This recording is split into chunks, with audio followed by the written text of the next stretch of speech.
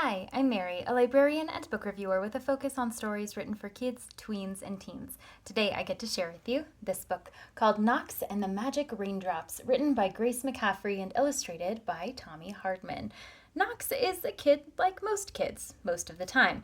He likes his ice cubes to be cold, and he has a lot of fun with his friends.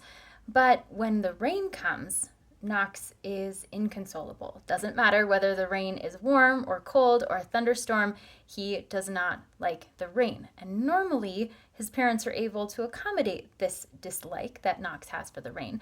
But one day, they're in a rush and they forget to look at the forecast and they find themselves caught in a rainstorm.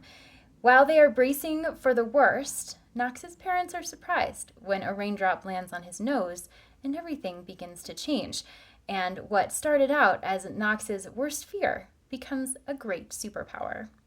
This charming picture book is great for young kids because it is written in a rhyming pattern that continues throughout the book.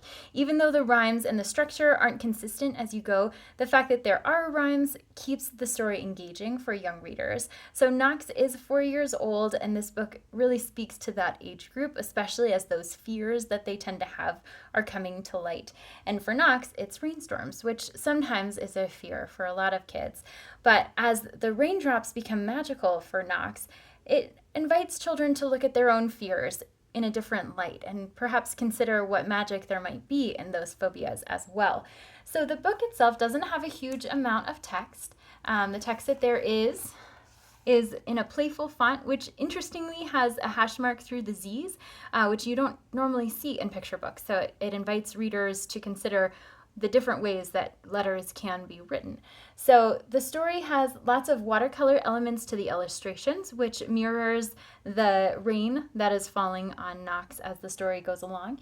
And there's lots of expressive faces on the characters in the story.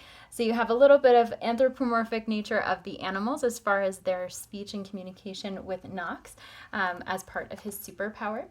And you have the elements of Knox's neighborhood and his fatigued parents who are going through this struggle and challenge alongside Knox.